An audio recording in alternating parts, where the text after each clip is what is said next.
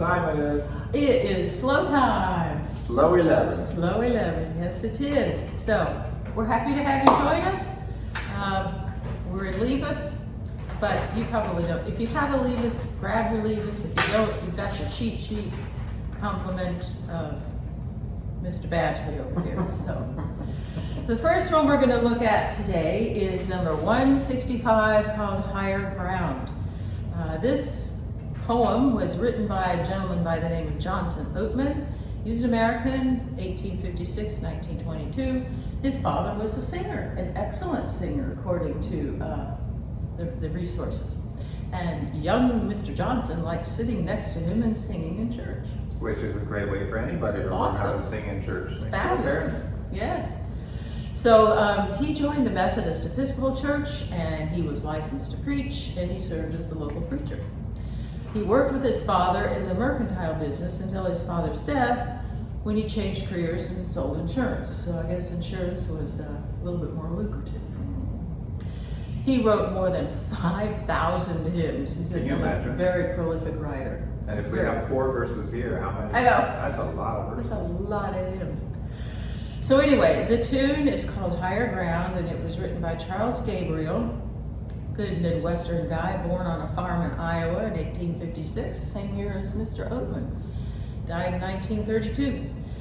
And the neighbors used to gather in the family home to sing, and so Gabriel accompanied them on a reed organ, which is like the old pump. It's the old pump organ thing.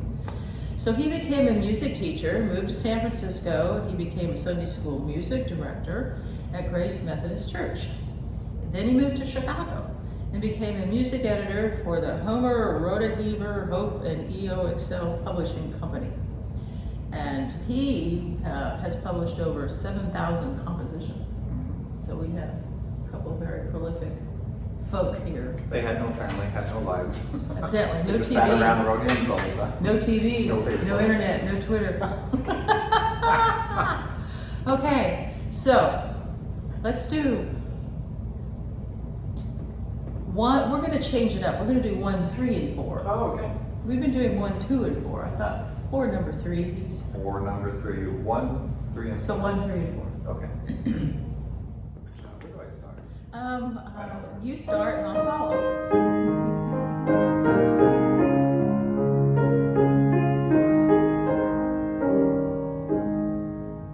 I'm pressing on the upward way, new heights I'm gaining every day, still praying as I onward walk, Lord, plant my feet on higher ground, Lord, lift me up and let me stand, my faith on heaven's table land, a higher grain than I have found, Lord, plant my feet on higher ground.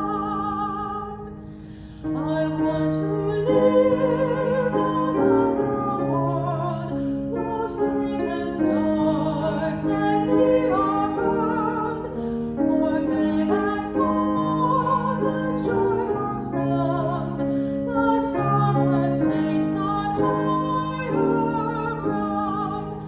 Lord, lift me up and let me stand, my faith on heaven's table land, a higher grain than I have found, Lord, plant my feet on higher ground. I want to scale the utmost height and catch and beam a glory bright, but still I'll pray till him I found, Lord, lead me unto higher ground, Lord, lift me up and let me stand, my faith on heaven's table land, a higher grain than I have found, Lord, plant my feet on higher ground.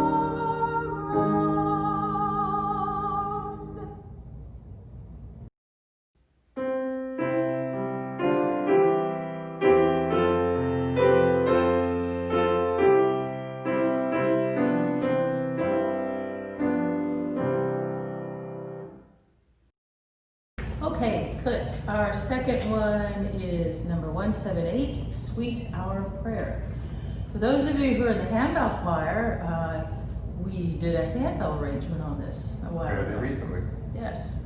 So now you get to hear the hymn tune. And in your mind, in my mind anyway, I hear the handbell stuff going on. So very pretty as a handbell. Anyway, Sweet Hour Prayer was written by a gentleman by the name of William Wofford. He was English, 1772 to 1850. Wofford was blind, but he became a minister, congregational minister. So he would speak the words to a friend, probably the Reverend Thomas Salmon, who copied the words and then sent them to the Observer for possible publication. I'm assuming the Observer is like a local newspaper? Yeah. Okay. And I think that's a lot of these hymns got their starts like that, like devotional poetry. Yeah. And they made it to certain collections. The Observer was one of those. So then the tune is entitled Sweet Hour Prayer. How about that? Written by William B. Bradbury. He was an American, 1816 to 1868. He studied with our friend Lowell Mason in Boston. Boston. Then he moved to Brooklyn, New York, where he led enormous Sunday school music programs. 1,000 children. Can you imagine? Can you imagine? And he manufactured pianos. Interesting combination. He's actually best known for the tune to Jesus Loves Me, which we all know, grew up singing that as kids. So here we go with the Sweet Hour Prayer. Do you want to do 1 and 3? That sounds good. Okie dokie.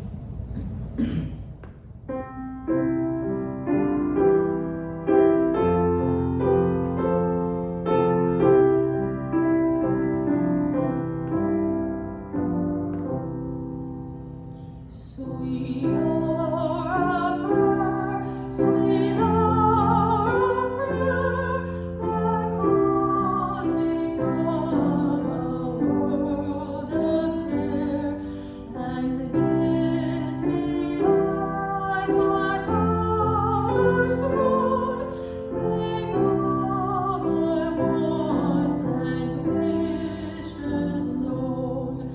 In seasons of distress and grief, my soul has often found relief, and oft escaped the tempter's snare by thy return, sweet hour of prayer.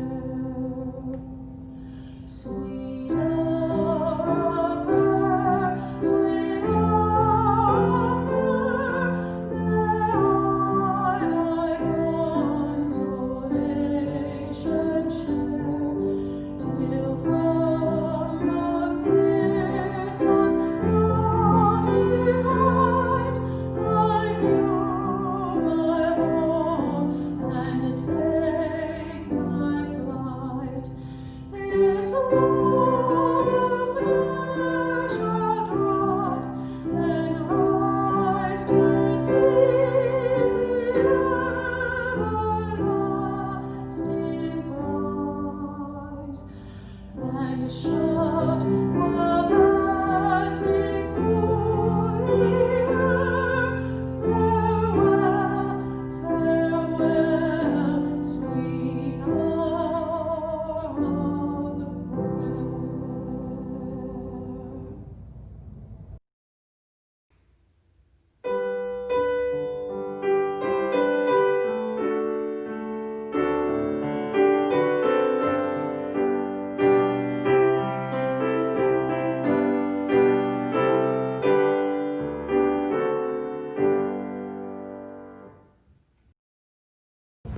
All right, team. We're going to go to number 192, I Need Thee Every Hour. Annie S. Hawks, American poet, gospel hymnist. Never seen that word hymnist before. No. She attended public school. She never did graduate. She was an avid reader.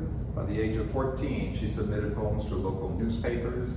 She married a banker, Charles Hawks, in 1857 or 1859. I wonder if he couldn't remember.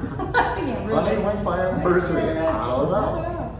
And then they moved to Brooklyn, where they attended Robert Lowry's church. Robert Lowry, we'll talk about him in a minute because he wrote the music for this. This is her most famous hymn. By the time of her death, it had been translated into more languages than any other hymn. Oh my goodness. Yeah, Wow. popular hymn. How about that? So Robert Lowry, we've actually seen Mr. Lowry before. He was the guy who wrote Shall We Gather at the River, Oh, the yes. text and the tune for that. The Hawks were a member of his church. Mm-hmm. He was interested in music from a young age, became active as a Sunday school teacher and a chorister, became a pastor in 1851. Lowry asked Hawks for some texts, and he just wrote some music for How those about texts. That was it. That's the Yeah. connection. We needed new hymns. Yeah. We have 4 verses. What would you like to do? Well, 1, 3, and 4. Sounds good. Okay.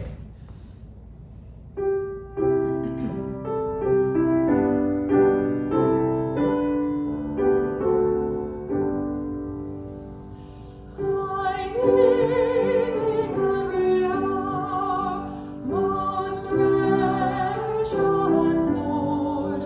Oh, tender voice like thine, that peace afford.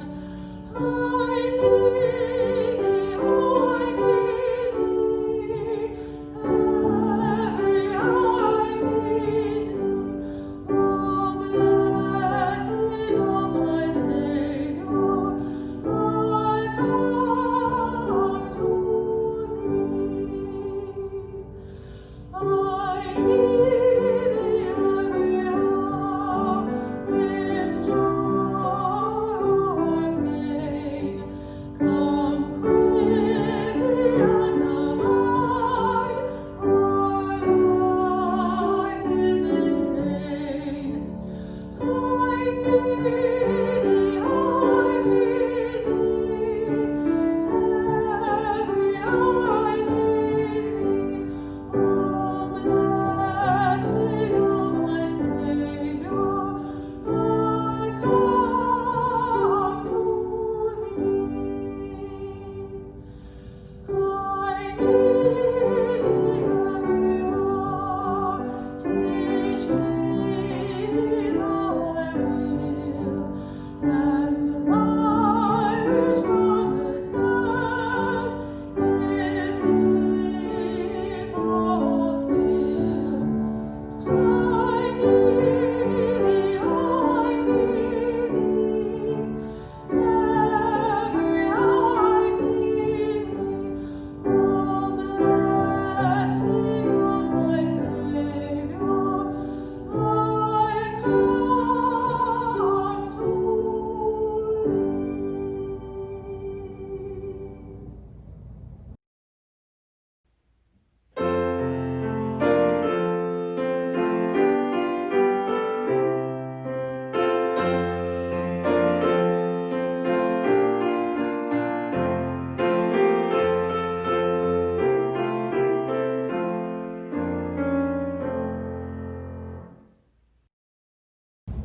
And for our last, it's number 207. We'll understand it better by and by. This is Charles Tindley. We've seen him before, nice American. His father was a slave. Yeah. His mother was free. His mother died, so he was taken to his mother's sister, to his aunt, so that he could stay free. And the story is that his father still said, you can take this boy and you can put him to work over here and then pay his phone. So, Smart guy. he was largely self-taught. He learned to read all by himself. Fantastic. He was working as a sexton at a Philadelphia church, and he completed a correspondence course to become a Methodist minister. Can you imagine Wow. that? Well, we're doing online stuff now. He was before his time. And online, I think you get instant knowledge, Yes. right? You Yes. imagine correspondence, you have I to know, send it send it away. You wait 2 weeks for a letter to come back. His church grew. He was given a church. That church grew rapidly. They relocated the church to another building. They outgrew that one, and they built a new church. This was in the 1920s, and they named it Tindley Temple. Tindley Temple is still around up in Philadelphia. You can go online and see pictures of it. How about that? That particular church grew to 10,000 members. Wow. That's a lot of people. That is a lot, yes. And the tune is also by him. So, 1, 3, and 4? Yes, we'll do 1, 3, and 4. Okay.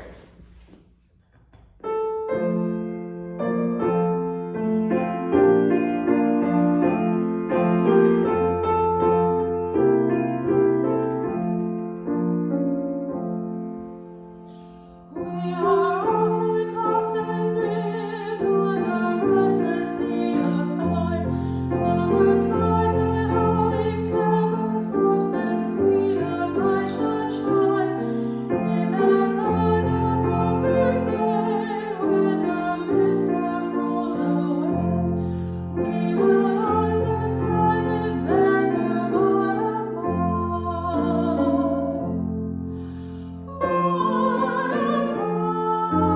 When the morning comes, when the saints of God are gathered home, we'll tell the story how we're overcome, for we'll understand it better by and by.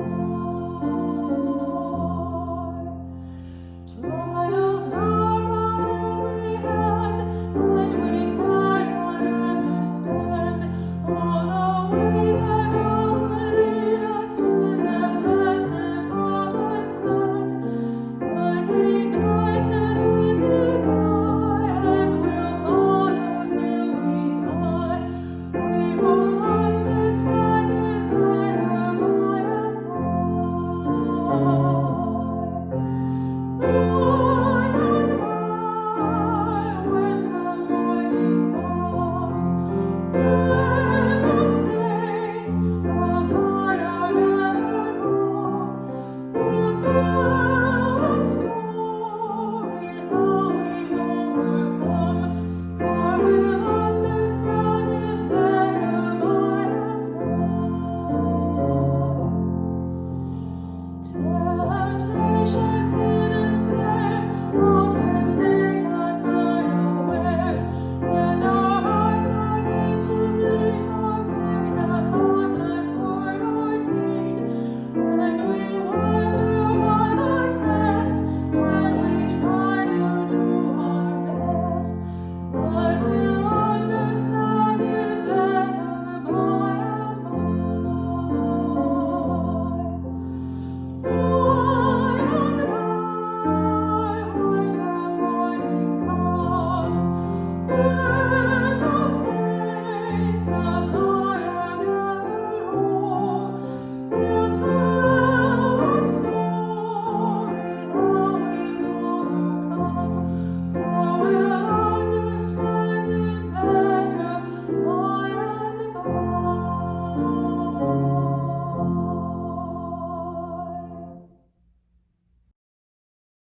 All right. Thank you all for joining us again. Hope you're having as much fun as Jean and I are doing these things.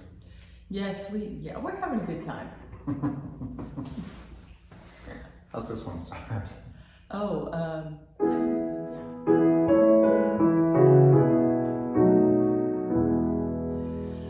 God be with you till we meet again. By their counsels guide upon you. Will the shepherds care unfold you? God be with you till we meet again.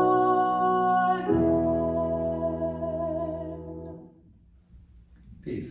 God's peace, everyone.